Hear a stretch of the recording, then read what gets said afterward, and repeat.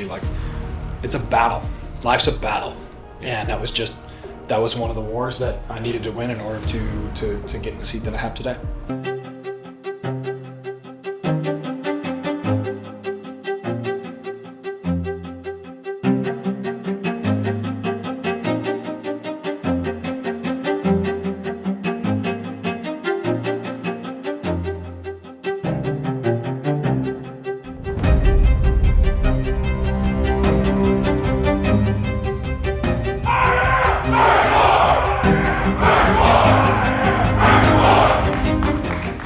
So I want to paint a picture of, you played professional baseball. Mm-hmm. You ended up having a career-ending injury. You broke your leg.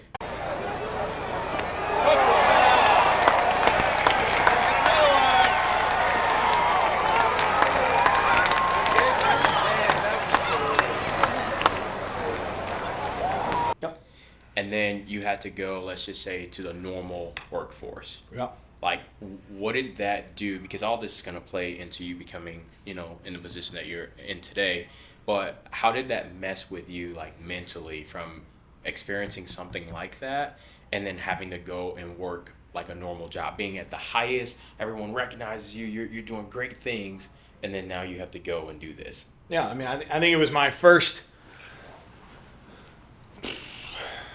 I don't say it slightly. It was like my first face-off with depression in some regard, right? Because, you go from being, whether it's in high school, you're one of the top athletes. In college, you're one of the top athletes. You get to play in all the cool leagues and games, and you get into the bars, you get things for free. That type of stuff, like, that's cool. You go into professional sports now. You're representing your friends and family back home. It's everybody's watching you. Everybody's, at the time, like, you didn't have phones like you have now, but you'd talk to your buddies, and they'd see you on the the stadium at Busch Stadium talking about, league leaders, and you're in the minor leagues. Like, so there's a sense of, community pride that you have and you carry on your shoulders. And, when I broke my leg, I'm not saying it all ended that night, but you kind of start processing like this was the end, I broke my leg after rehab's kind of coming through, and you realize, like, I'm an older guy in minor league sports, probably not coming back. Right. And, you had to go back to the normal life. And your whole life, you had wired your brain to be this character of a professional athlete, professional baseball player. And one day it's no more. Like, that's it. It's not like a gradual taper off over, years where you make the decision and say, I'm going to retire. Mine was collision at home plate, bam. And, in a matter of, a few months of rehab, you realize, like, shit, it's out. Like, I'm done. And so, that's a hard transition, right? I went from, being the coolest guy in the bar in your friend group to selling copiers. I went and bought cheap suits, the ones that are 2 for $1 at Men's Warehouse for $100, so I could go to work every day and, wear holes in them, right? That's true. That's a true story. A lot of times I get these comments sometimes, well, you don't know what it's like. No, I know exactly what it's like. I had to be at work every day at 7 o'clock in the morning. We couldn't leave until 5. I had a sales meeting every day at 7:15. I walked up and down the streets of St. Louis in a full suit, tie in August, collecting business cards. Like, I know exactly what it's about. And that was a hard moment or time in my life, because I went from, being the cool guy at the bar. Hey, what do you do? I play professional baseball for the Cardinals. So, hey, what do you do? I sell copiers. And, it was a transition, and so, during that time frame of life, drank a lot of alcohol, went out a lot, and whether I was trying to cover the pain or just transitioning in life, it was just difficult. But as I look back in retrospect now, I honestly think it was the best thing that ever happened to me.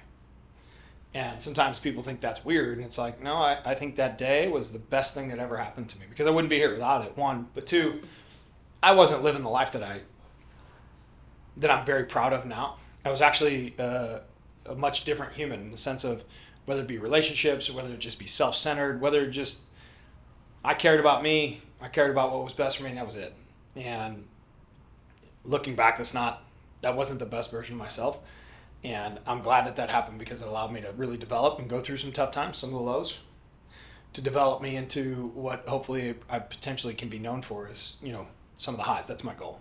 So I keep that jersey the same night I broke my leg. If you ever come to HQ, right when you walk in my desk, it's still got dirt on it, still got eye black on it. I hang it there on that wall as a friendly reminder. I walk in the office every day that I'm meant to do this, and I have the opportunity to do this, and I keep it. I keep it in the forefront of my brain, and I think that's a lesson that hopefully I'd like to pass on to the audience. Is sometimes things happen to you, but and maybe they're on purpose, right?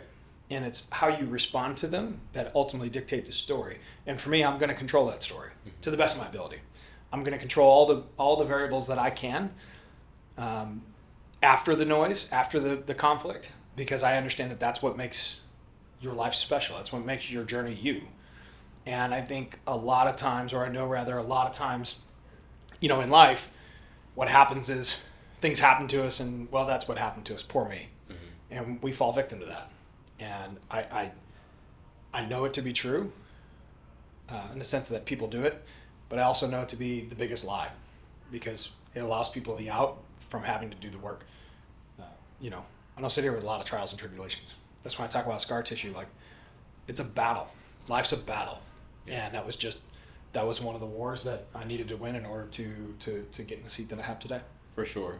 I know at the present moment, everything's probably like caving in on you. You think it's over. And I mean, a lot of young people today, obviously have that, like, is my journey done, or am I supposed to be somewhere else? And like, that's like a key lesson that I try and think about is I don't control anything, and it's just like we can either ponder on what is current or just keep on moving because you never know what's right down the, corner. So, yeah, I mean, I look at life that you can either look out the windshield or you can look in the rearview mirror.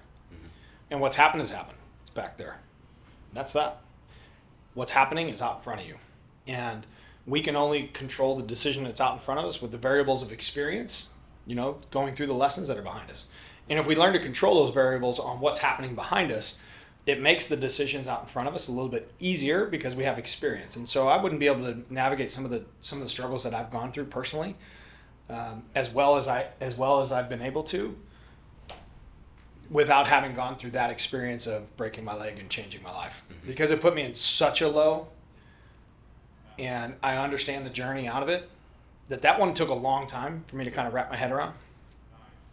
That now, if something happens, because of the experience, much like our business, like helping somebody else go through the experience and change in their life, I can help myself because of the experience of struggle, kind of figure out, okay, how do I gotta get out of this?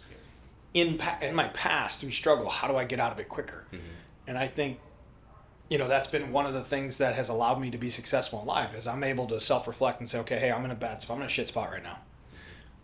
How do I get out of this? And because I have a lot of scar tissue around getting out of those situations, it allows me the ability to self-reflect, figure out what I can control, start making those decisions, and move. Yep.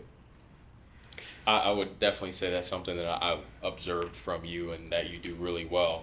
A lot of people always make sly little comments, and say like, someday I'm going to take that seat. I'm going to be there. And it's like, man, like on a day-to-day, the amount of like, I'm going to just say shrapnel that gets thrown your way, but you dodge it and like nothing changes. I don't dodge it. Sorry, a better way of saying it does not affect you. Like I can come in your office. That's not true either. Well, I can come in your office at any time throughout the day, and like you're still here, you're still operating here. You're able to navigate it better, opposed to like, let's say for instance, a normal person, if something came their way, they're completely shut down for the whole day. They cannot operate. They can't think about it. You literally have to keep moving because so many departments rely on you. And I feel because of that experience that you had in your early ages has allowed you to now just like, okay, process this, keep moving forward. Process this, keep moving forward. And it doesn't shut you down is what I'm trying to get at. Yeah, of course. I mean, but that doesn't mean it doesn't come without pain, right? For sure. So I think, what I've realized about the seat that I sit in is I don't get paid to be emotional. Mm-hmm. I get paid to make decisions best for the team. Mm. And, that I take the obligation of having 300 plus employees that we're responsible for their family, for themselves, for their car, their house, their kids. Like, I take that extremely seriously. And that part to me is they don't care how I feel. Mm-hmm. They care how I perform. Yeah. And if I had to say, one of the things that baseball taught me and I've been able to parlay in life is nobody cares how you feel. The fans care how you perform. and the team cares how you perform, and you are paid on how you perform. And I wish the world operated more that way, honestly, because a lot of people don't realize that's stress, you know. And so what I've learned, instead of compartmentalizing it and feeling sorry for myself in those situations, it's if everybody knew how much emotional struggle people put on me and how many problems come to my desk, which is what you're talking about, nobody cares. You know what they care about? They care about feeding their family, making sure they can progress their career, and that somebody that sits in the seat that I do has the ability to make decisions to help put them in a better spot. And that's my job. And it doesn't come easy, right? My job's extremely difficult. I know a lot of people from the outside probably don't, that's your point. They probably think, wow, he sits in a big office, but I can tell you that a big office comes with some big situations. And I don't welcome them in the sense like bring them on, but that's my job. Yeah. You know, I don't get paid to handle the easy things. I get paid to handle the difficult things.